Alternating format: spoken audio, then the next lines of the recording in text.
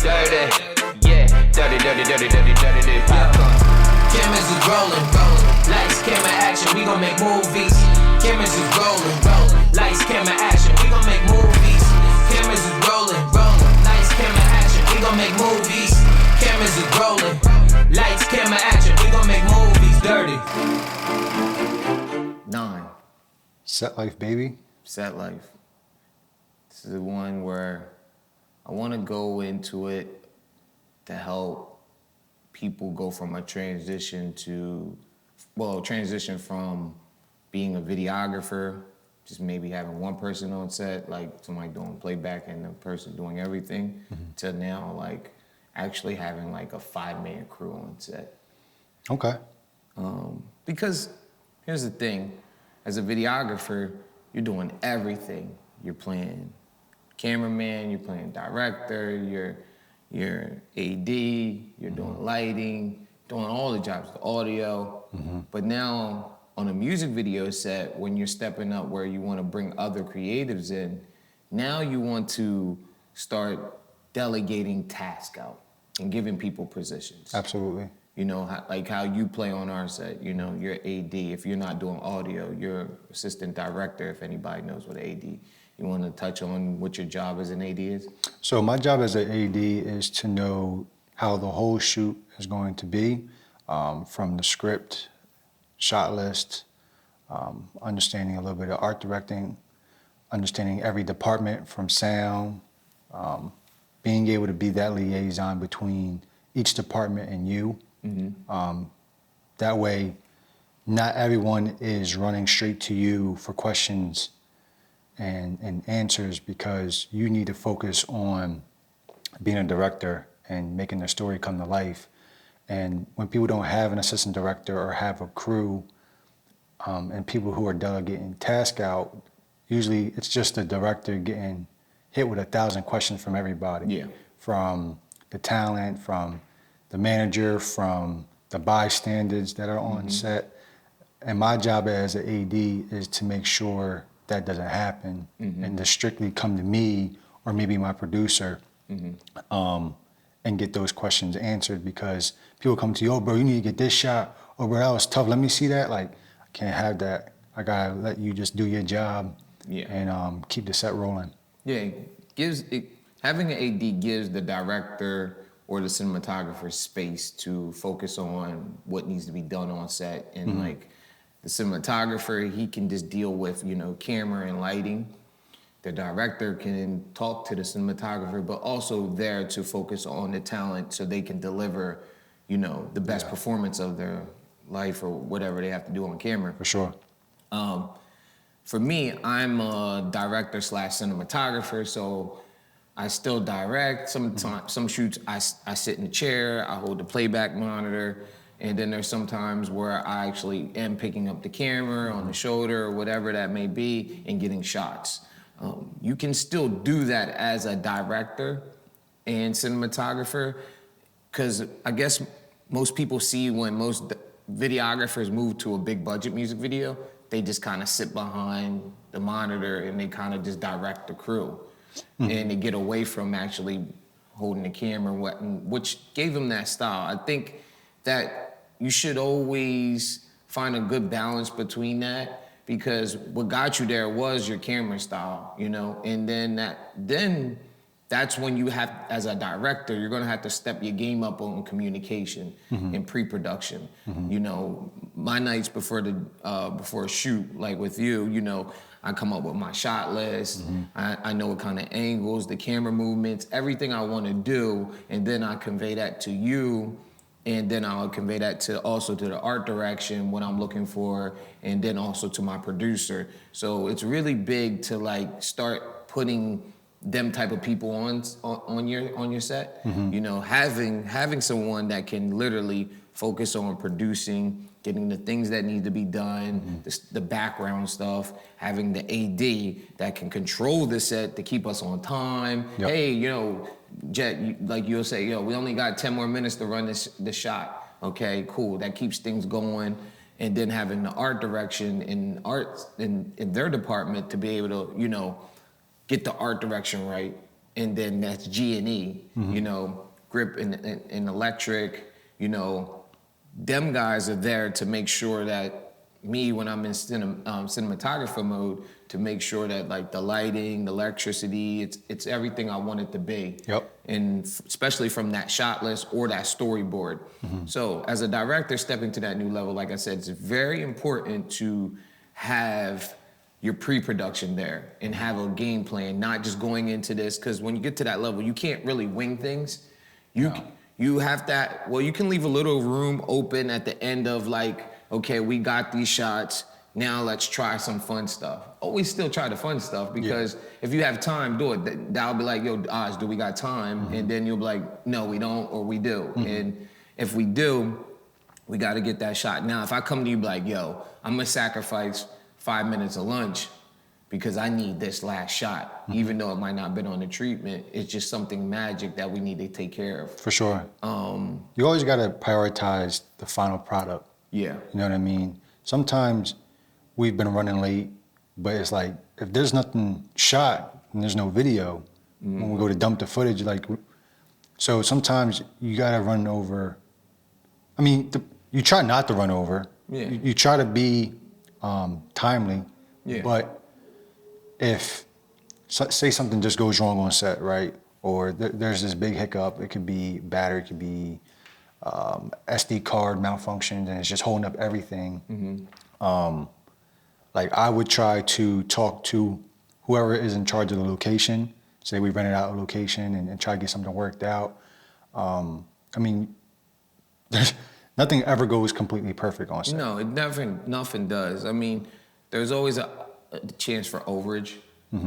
And when I mean overage, I'm saying to shoot a real music video, you need 12 hours. That's a full day on set. Yeah. 12-hour set. Most videographers, people try to cram a music video in anywhere between like 2 to like 6 hours, if that. But you really need 12 hours. So that goes to what you were saying now. If we're shooting and it looks like we're not gonna finish, plus we got clean up too, that's gonna push us in overage, you know? And you might want to set on the budget end money aside for that. You know, there's things on, like, that goes down to your budget list too in pre-production, making sure before you even step on set, you have that with your producer saying, okay, this is how much money we want to spend on crew. This is what we want to spend on lunch and crafty. This is how much we want to spend on art department. And this is how much we want to spend on location. You want to try to keep your locations when I would say a 12-hour shoot around like 1,500, budgeting 1,500, and then also maybe putting like $300 aside just in case for that. You know, it's always good to have petty cash on set. Favor money. Yeah, you know, just in case like you might need it, like, yo, we're gonna be like a half hour over, here's some cash right here, and they'll usually take it. And but then that goes now back to like being on set, where you want to make sure when you're stepping into the you know, film crew, like 5-man film crew, we're just talking 5, we're not talking 10, 20. You want to start looking in your local area for different creators who can facilitate them departments. You know, what other videographer that you might see that's got really good lighting in their music videos, but really, you know, really not doing too much, but they got something going. Invite that person onto your set and like, yo, here's your day rate. I'm gonna give you money for you to bring your lighting source, you know? And they might have the apertures, they might have, you know, whatever type of lights that they have, and they bring that on set. Now you're filling up that spot. Then you need somebody that's like really good with electricity, you know, can get, you know, find the outlets, get the power source, get the cables taped down, you know, and know how to like really max without blowing fuses. Because these lights, when you got all these lights running, sometimes you could blow a fuse. If you bring the smoke machines in, you could set off an alarm. So you just want to have somebody that has that kind of background. You could look for somebody like that, like in the construction world, you know, because the construction worker guys, they're used to working with tools and electricity, stuff like that. So maybe look for that, you know, for someone in that world. I would say for like a DP, who in your neighborhood or in your area shoots really dope? Who's got dope B-roll? Who has dope angles? You know, bring them on set. See what they can do. Trust, you know, tell them what you're looking for. Mix your style with their style, and then, but that's also a trust level too, to be able to allow them to do their thing. But it's communication, and then. AD is a very important person. Like you said, the role that you play, the AD is really outside of everything. He's really controlling the whole set. Yes. And that, you have to look for somebody who has good leadership, you know, and knows how to speak well with others. Because if the AD comes off arrogant or has this kind of tone, the crew's not gonna fuck with it. They're not gonna come back, you know? So make sure you grab somebody that has like, you know. Good people skills. Good people skills, for sure. And then I would invest in some kind of playback, you know. It's always good to have kind of playback monitors, something like, you know, C-Tech right there behind you, something kind of cool to be able to, so that keeps, you know, talent and talent's friends and managements away from the director and the crew, because they don't have to come up to the camera and be like, yo, can we see that playback, you know? Yeah. You know, so that way, they're off to the side, they can focus, they can see what's going on, they can take their own little, you know, behind the scenes and get that kind of vibe going on. Another thing is make sure you have someone good on, you know, playback music. You know, being ready and have the music cued ready to go, because once we scream out action, we want to have the music jumping. We want to have the speaker in the right place, because the artists want to hear that thump. Yep. So invest in a good, like, you know, wireless speaker, you know, that thumps, that got some bass to it, but, you know, something that the artist can really feel in their chest. Absolutely. And I think it's also good to look at, I would say this, most people always skip this stuff, is your C stands, your B stands, and your sandbags. Yes, definitely sandbags. Safety first. Safety first, you know, stuff like that, having extended arms, because you don't know what kind of shots, you know, you might have to switch up when you get on location. Scouting location, too, is a big thing. You want to touch on any of this stuff? Yeah. So I definitely say when you're gathering your crew, understand that moving forward, when you hire them again, it's going to start to become an aesthetic. And when you are gathering a crew, make sure that these are people that are dependable and aren't flaky, because you don't want to start building this style with people and then it just falls apart and withers away. Because like you said, hiring that local DP, that local lighting guy, local grip, et cetera, all these different people and components are going to come together, and everyone meshed together creates their own, it's going to create their own style on screen. So the way you direct, the way someone DPs, the way someone steady cams, all that together as a gumbo is going to be the final product. Now, if you get a bunch of people who are just like these one-timer people, and sometimes you want to find people who aren't all about the money either. Not saying, hey, come work for free, but more so what I'm saying is people who want to work together with other people. Yeah, and want to get experience too. And want to get experience, because that will allow you guys to come together and start creating a consistent product. Just like how we've brought local people together, but it took us some time to fully work together in a steady fashion, in a way that molds and meshes together. You get what I'm saying? Yeah. It does make sense to find people that are more eager to want to be on set. And PAs, you know, just find people that's like, yo, put a post out like, yo, I'm looking for PAs. I'm looking for people who want to learn and get experience and see what's set life. A key thing, even about being on set, the first time I ever got on any film set, I was a PA. And I PA'd for almost 2 years before I actually was even paid anything.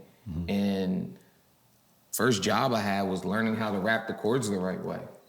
Learning how to rap the chord is a big deal on PA sets, you know, especially on film sets. So even though you're on a music video set, still carry it like you're on a film production.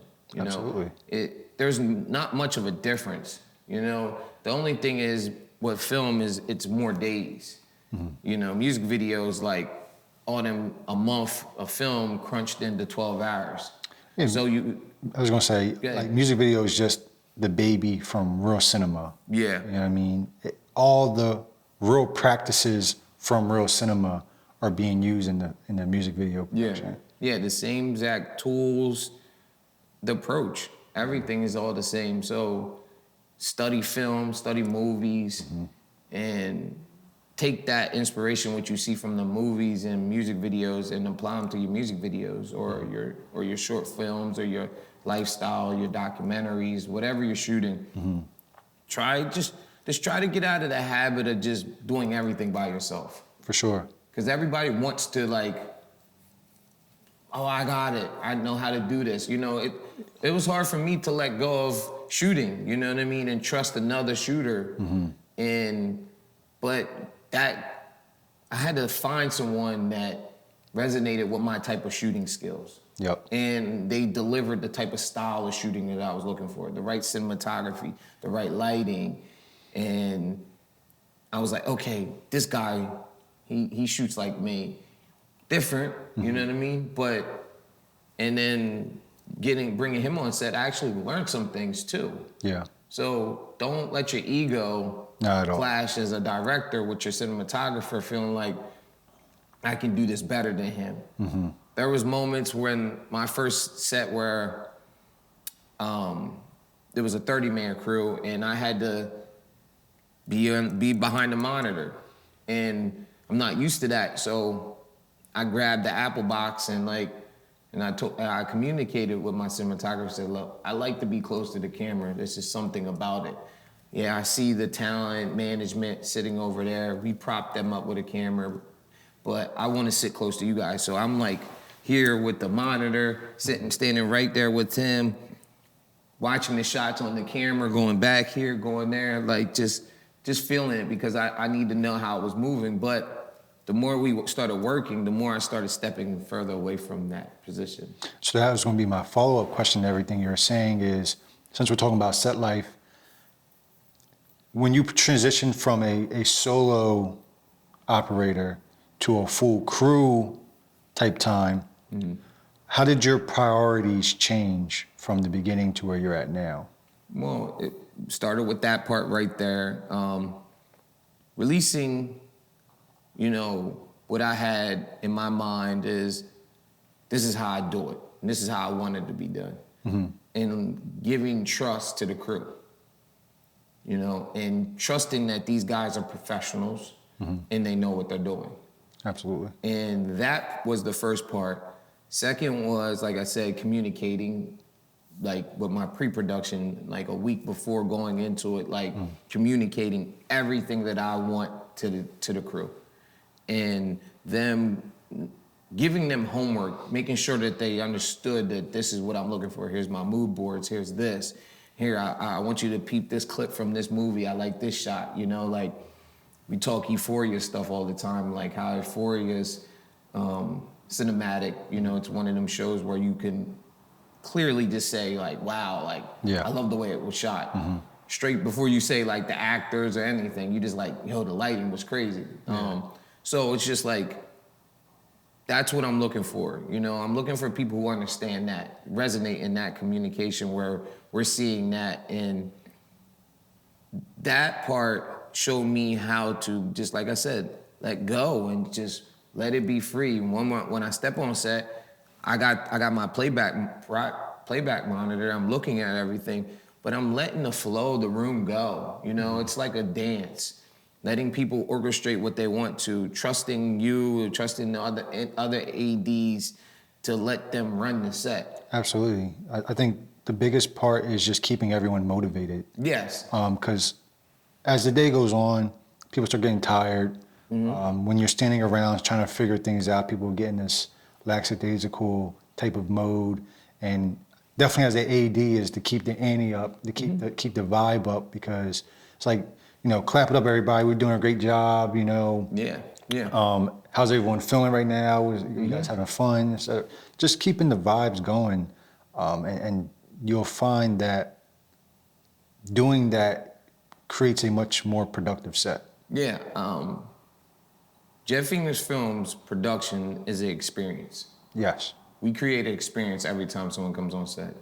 We're gonna make sure the photos are jumping, the BTS is jumping, the playback is hot, you know what I mean? The food is good, the crafty's good. We're thinking about like if there's vegetarian people, just everything, fruits, vegetables, not just candy. We want people to feel like, man, like, yo, that was a crazy set. And then on top of that, we wanna make sure the crew gets paid well. On time. So everybody feels good about the opportunity. Like, yo, they paid, this is good. Yo, I love working with Jet and them. Exactly. They come, they professional. They're not worrying about getting high and all the other dumb antics and you know what I mean? Like, but let's create an experience. But for me, it's like when I step on set with an artist for the first time or a crew, I'll take artists first. I want them to know that, like, this is gonna be a fun process. Like, let your guard down. You don't gotta come with no ego. Yeah. Let's just have fun.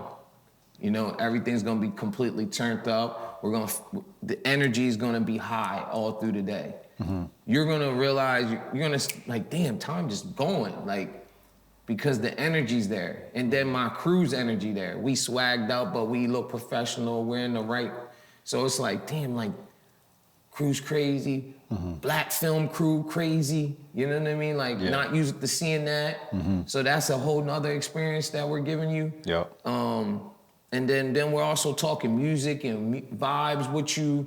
Like, damn, like, okay, these dudes also do music, they produce music. Like, okay, you come on set, you might link with you, might give production, whatever it may be. We bring all that aspect. We just don't bring your typical film crew to set. We got music A&Rs on set with us. You know what I mean? Like curating things while we on set. So it's just like, you never know. Even once, we even brought the mic and had people record. Like, it's just been a vibe. All the time. All the time. So we're getting the most out of this. Hella content. As an artist, you're walking away with like, yo, I got so much content from out of that little short span.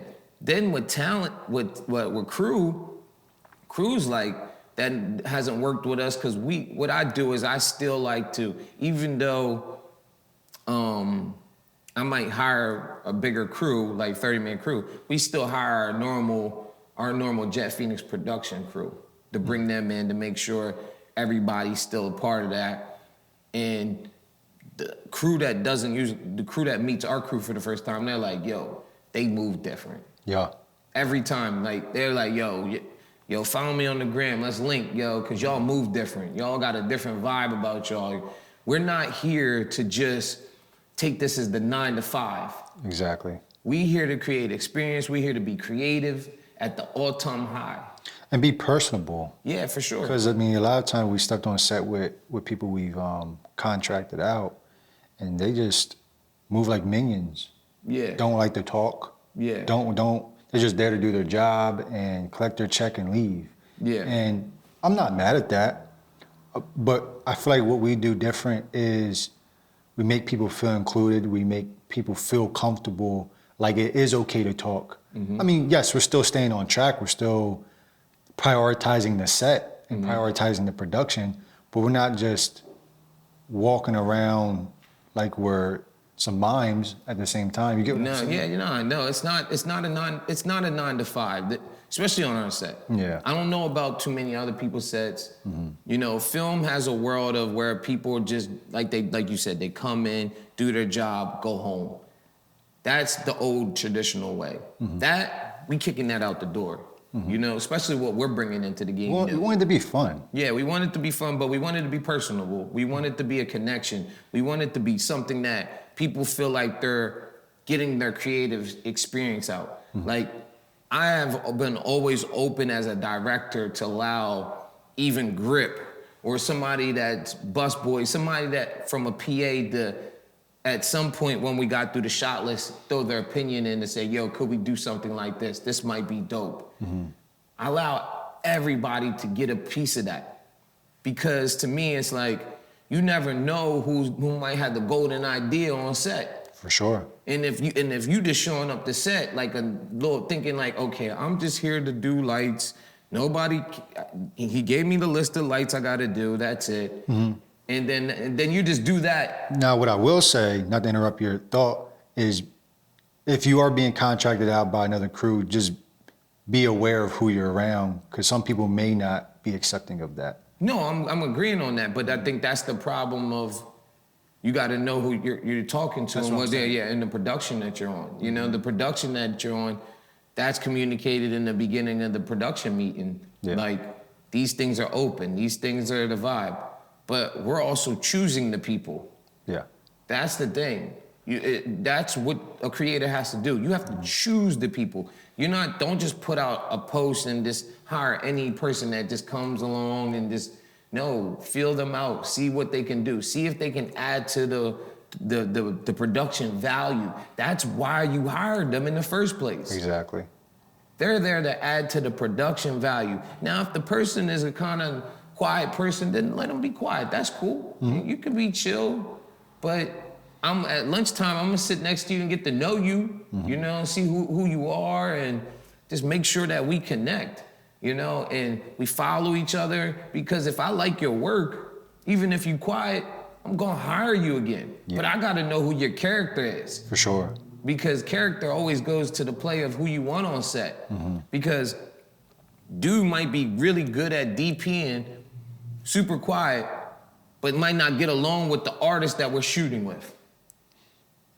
There could be drama. We've seen drama. You can see drama from that. And then that makes the artist uncomfortable, makes the DP uncomfortable. So you gotta feel these things out. You gotta know who you bringing on set. Because that could cause a big problem real fast. For sure. And make a lot of things uncomfortable. A lot of tension. A lot of tension for no reason. So feel people out, understand who they are. Another thing I wanna touch on about that is making sure you touched on it, but I wanna bring it back, is clapping on set. Oh, the slate? No, just like clapping, just purely like giving people celebration. For sure. Celebrating each take. Sometimes I might got on set and go to people's sets just to kind of see how they moving. They don't say clap it up for this person. They like, oh, good take, guys. The artist doesn't feel good. You know what I'm saying? Like, no, after every take, clap it up. Let them know that they, on each set, whoever had anything in front of that camera, that they feel appreciated, and you giving them their flowers. Not until the end of the visual. Like, hype it up. For sure. Make the energy go up, and make sure you get BTS. Like, get the BTS in there filming, get the artist saying stuff.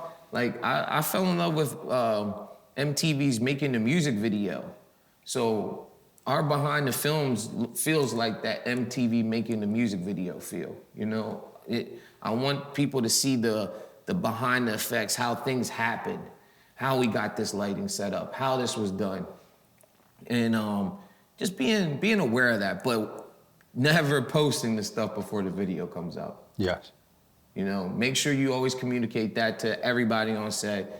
Don't post any content till you see the director or the artist actually post it out, or somebody emails you and says, hey, you don't want to leak anything too soon. No, definitely make sure you mention that in your production meeting in the beginning. Is no social media, no phones. Yeah. Because you don't want any of the production being leaked out. Yeah, production meeting is really big. I think sets the tone. Yeah. It sets the tone, sets the ground rules. Discuss safety, just expectations from everybody, as well as the AD himself, just allowing everyone to be on the same page. That way, when we start getting rolling, people know what to expect. Yeah. Treat it like a union job, a film union job, especially with safety, because, like, if G&E is working in that area, and they see a ladder or see some electrical cords, PA should never touch that. Go get somebody in G&E or somebody from that world and let them know that something's out of place and let them move that. Even if it was down to a damn ladder, you know, stuff like that. And my favorite, before we get out of here, I always want to say, camera on the move. Yes. Camera on the move. That means when somebody picks up the camera and moves the camera, somebody screams out, camera on the move. You move a light, lights on the move, monitor on the move. Letting people know something is moving around them, because a lot of these music videos we're shooting in dark areas, you know, and making sure you're taping, gaff taping the cords on the ground with G&E. Even if you don't have G&E or have somebody doing grip or gaffing, tape the cords down. Because the last thing you need is somebody to trip over the cords, you're getting this dope shot, and then boom, you know. For sure. Be aware of your surroundings. And that also, just to back that up, is crowd control. Yeah. Is making sure people are in their designated areas on set. Yeah. Because you don't need a bunch of bystanders who don't need to be in the area. It creates too much, it's crowded. Yeah. Then that becomes a safety measure, as well as could jeopardize the production. Yeah, try to get a green room. If you can print out labels, get your logo, their logo, put it on a piece of paper, print it out on paper, put it on the door, let people know where designated rooms are. Also put out like your ETA of the day there so everybody knows when it's lunchtime and stuff like that. Oh, and then just with lunch, just make sure you have a variety of good foods. If your budget's really low, pizza's always a good thing. Wings, fries, that's a real cheap thing. If you got vegans or vegetarians, like, you know, Chipotle, Moe's, stuff like that, you know, and crafty. If people don't know what crafty is, because somebody hit me, is like, yo, what's crafty? That's candy and like little snacks on set. And that should be there at every location that you go to, because, you know, people are working. Sometimes it's good to have, you know, a little candy to juice them up, you know, and make sure you got water on set too, you know, stuff like that. So budget that crafty. You can go right to the dollar store. And if you don't, everybody doesn't eat all your crafty up, bag it up, use it for the next set. Exactly. You know what I mean? Like,